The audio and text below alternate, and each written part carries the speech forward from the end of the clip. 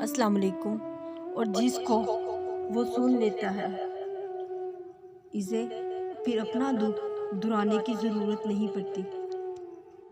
کوئی راستہ نہیں دعا کے سوا، کوئی سنتا نہیں خدا کے سوا۔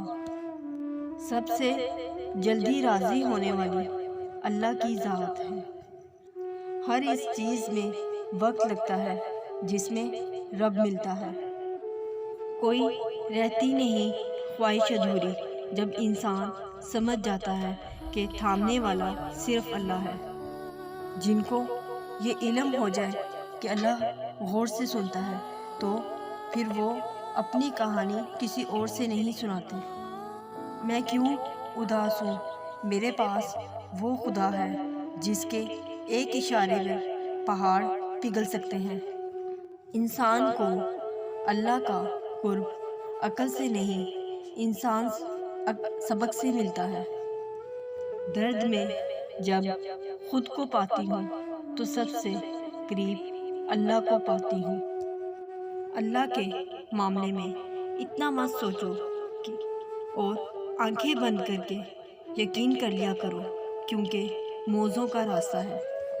اللہ وہ دکھ بھی ختم کر دیتا ہے جو ہمیں لگتا ہے کہ ہمیشہ ہمارا حصہ بنے رہیں گے۔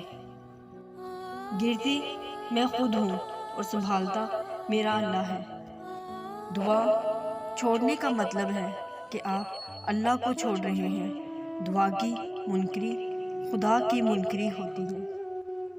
اور یاد رکھنا، تم میں حیا نہ رہے تو جو جی چاہے کرنا۔ ہر علم والے اوپر ایک علم والا ہوتا ہے، بس انسان کو سننا شروع کرنا چاہیے، کیونکہ بعض لوگوں میں اللہ نے بہت خیر رکھی ہوتی ہے۔ ایک چیز ہوتی ہے نظر کا دھوکہ۔ لوگ وہ نہیں ہوتے جو نظر آتے ہیں، اور وہ ہوتے ہیں اسے چھپا کے رکھتے ہیں۔ اگر سیاہ بادل ہماری زندگی پر نہ چھائیں تو ہماری زندگی میں کبھی رحمت کی بارش نہ ہو۔ جو چیز وہ تمہیں دے دیتا ہے تو اس سے کوئی چھین نہیں سکتا، اور جس کو تم دور کر دیتے ہو تو پھر تمہارے علاوہ اس سے کوئی واپس لوٹا نہیں سکتا۔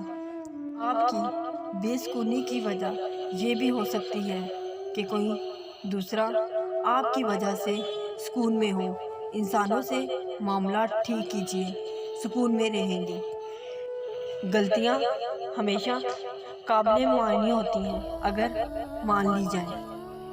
اللہ نے تمہیں تمہاری چاہت تک لے جانے کے ذریعے بہت پہلے سے بنا رکھے ہیں، مگر وہ چاہتا ہے کہ تم خود ان تک آؤ تاکہ تمہیں یقین رکھنا آسان ہو سکے اور صبر تمہاری شناسائی